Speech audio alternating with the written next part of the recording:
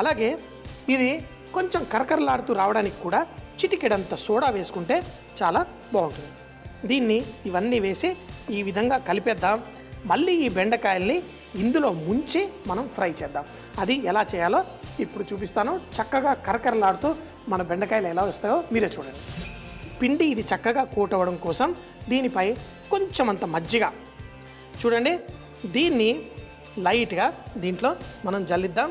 దీంట్లో ఎక్కువసేపు మనము ఇలా ఉంచకూడదు. కొంచెం కొంచెం పోర్షన్స్ మేము హోటల్లో చేసుకునేటప్పుడు ఇలా కలిపేసి ఇమీడియట్గా ఇందులో వేసి ఫ్రై చేసేసుకోవడమే. ఇలా ఉంది కదా, కొన్ని కొన్ని ఇలా వేసుకొని ఇలా దొర్లిచ్చేస్తాం. ఇలా దొర్లిచ్చినప్పుడు ఈ బెండకాయ ఒక్కొక్కటి విడిపోయినట్టు అవ్వాలి. ఈ విధంగా దొర్లించి తర్వాత మీరు కావాలంటే ఒక ప్లేట్లో ఇలా తీసుకోండి. ఇప్పుడు దీన్ని ఫ్రై చేసుకున్నాం. ఇలా దొర్లించిన తర్వాత కూడా మరీ ఎక్కువసేపు పెట్టారనుకోండి మళ్ళీ ఇవి అంటుకుపోతాయి. అలా కాకుండా ఇమీడియట్గా నూనెలో వేసి ఫ్రై చేసేసుకుందాం. మంచి బంగారు రంగు వచ్చేంత వరకు మన బెండకాయలు క్రిస్పీగా అయ్యేంత వరకు. ఇదే విధంగా మరికొన్ని బెండకాయలు తీసుకొని ఇందులో వేసి దొర్లించేసి రెడీ పెట్టుకుందాం. ఇవన్నీ దొర్లించే లోపల ఈ బెండకాయలు కరకరలాడుతూ వచ్చేస్తాయి. ఒక ప్లేట్లో పెట్టుకొని మళ్ళీ వీటిని ఫ్రై చేసుకుందాం. ఈ మాత్రం శ్రమ చక్కగా కొంచెం అంతా పెట్టి ఇవి చేసుకుంటే పర్ఫెక్ట్గా ఉంటాయి. బెండకాయ ఇష్టమైన వాళ్ళకి, ఇష్టం లేని వాళ్ళకి ఎవరికన్నా పెట్టండి. ఇది వాళ్ళ ఫేవరెట్ అయిపోవాల్సిందే. ఎంతో టేస్టీగా చక్కగా కొంచెం పుల్లగా కొంచెం ఘాటుగా అంతా పర్ఫెక్ట్ టేస్టీగా వచ్చేస్తుంది. ఈ బెండకాయలు కరకరలాడుతూ కుర్కురే బేండి, దీన్ని అంటే రకరకాల పేర్లతో కూడా పిలుస్తారు. కుర్కురే బేండి అని, బేండి జైపూరి అని చేస్తారు. కానీ వాళ్ళు ఇలా నువ్వులు వేసి కాదు, ఇలా నువ్వులు వేసి చేసుకున్నది ఎంతో రుచిగా ఉంటుంది. సాయంత్రం పూట అంటే ఉద్యోగం నుంచి వచ్చిన తర్వాత వాళ్ళకి మురుకులు ఇవే కాకుండా ఈ విధంగా కూడా చేసి చక్కగా చేసి పెట్టాలి. మరి నువ్వులంటే నాకు చాలా ఇష్టం, సకినాలంటే ప్రాణం. మరి ఆ రుచి చక్కగా ఈ విధంగా సింపుల్గా కూడా చేసి పెట్టేయచ్చు. మిగతావి కూడా ఈ విధంగా ఫ్రై చేసేసుకుందాం. చూడండి ఎలా పొడి పొడిగా మనం ఇందులో వేసుకుంటున్నాం. అలా వేసుకొని చక్కగా క్రిస్పీగా ఫ్రై చేసుకుందాం. బెండకాయ ఆ కొమ్మలో బోల్డంత ఫైబర్ ఉంటుంది. దాంతో తాళ్ళు అవి కూడా తయారు చేయొచ్చు, ఎలా గోంగూర మొక్కలాగే. కానీ మీకు తెలుసో తెలీదో ఈ బెండకాయ ఆకు కూడా లేత ఆకుని కూరల్లో వాడుకోవచ్చు, సలాడ్లలో కూడా వాడుకోవచ్చు. సో మరోసారి అది చేద్దాం. ఒక్కొక్కరు ఒక్కొక్క చోట ఆకులు వాడతారు. మరి ఆఫ్రికాలో అక్కడ ఈ బెండకాయ ఆకుల్ని కూడా చక్కగా చేస్తాం. ఆవాలు ఉంటాయి, ఆవాల ఆకుల్ని మనం వంటల్లో వాడం. అదే కనుక మీరు పంజాబ్ వైపు వెళ్ళారనుకోండి, ఆ ఆకు రుచి అంటే సర్సోంకా సాగ్ అంటే ఎంతో ప్రేమగా తింటూ ఉంటారు. మిగతా బెండకాయలు కూడా వేసుకుందాం. దీన్ని లండన్లో అలాగే కొన్ని దేశాల్లో దీన్ని ఓక్రా అంటారు. బెండకాయ అంటాము, భేండి అంటాము. అలాగే దీన్ని గుంబో అని అమెరికా చుట్టుపక్కల ఉన్న దేశాలన్నీ దీన్ని గుంబో అంటారు. దీంతో చేసే ఆ గుంబో సూప్ కూడా ఈ బెండకాయలతోటి చాలా బాగా చేస్తారు. ఇప్పుడు చూడండి ఎంతో టేస్టీగా చాలా సింపుల్గా పర్ఫెక్ట్గా ఈ బెండకాయ రెడీ. వేడిగా చేసుకొని తింటే అద్దిరిపోయే టేస్ట్, కరకరలాడుతూ సూపర్గా ఉంటుంది.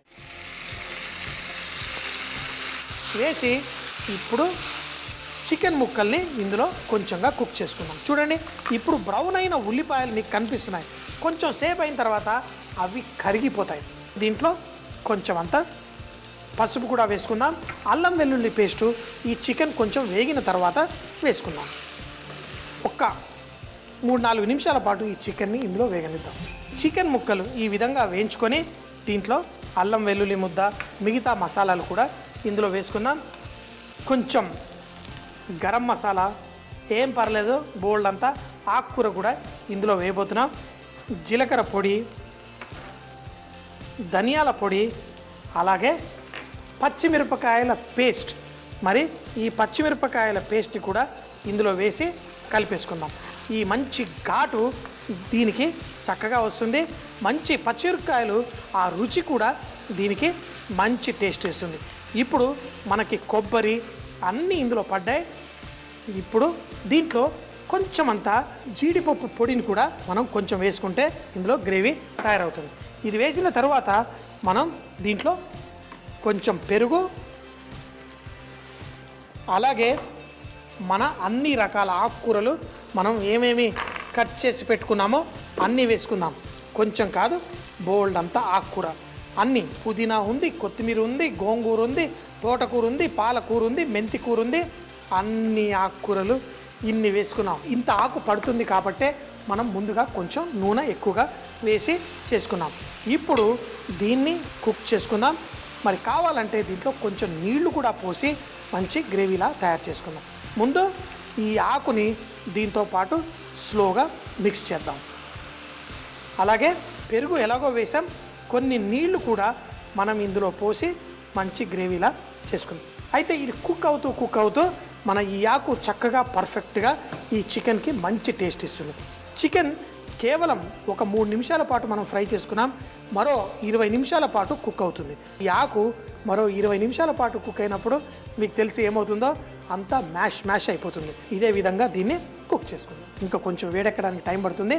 దాన్ని ఇలా మంచిగా కలుపుకుంటూ కుక్ చేసుకొని తర్వాత మరి ఒక్కసారి దీన్ని ఉప్పు అన్నీ చెక్ చేసుకోవాలి. కొంచెం అంత జీడిపప్పు పొడి వేయడం వల్ల దీనికి కొంచెం గుజ్జు కూడా వస్తుంది. ఉల్లిపాయ, మన ఎండు కొబ్బరి, అలాగే ఆ జీడిపప్పు దీనికి కొంచెం గుజ్జునిస్తుంది, పచ్చిమిరపకాయలు ఘాటునిస్తుంది, ఈ ఆకుకూర మంచి టేస్ట్నిస్తుంది. ఇన్ని ఆకుకూరలు వేసి మరి మూత పెట్టకుండా కుక్ చేసుకోవాలి. ఎందుకంటే ఈ ఆకుకూర దీంట్లో క్లోరోఫిల్ A, B అని ఉంటుంది.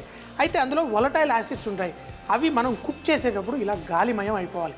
అదే మూత పెట్టామనుకోండి, ఆ వొలటైల్ యాసిడ్స్ అందులోనే తిరిగి ఆకు కొంచెం నల్లగా అయ్యే ప్రమాదం ఉంటుంది. దానివల్ల నష్టమే ఉండదు, కాకపోతే చూడ్డానికి అందంగా ఉండడం కోసం మూత పెట్టకుండా ఇలా కుక్ చేసుకుంటే ఇప్పుడు చూడండి ఆకు అంతా మరి గోంగూర వేడి తాక్కనే కొంచెం జిగురులా అవుతుంది.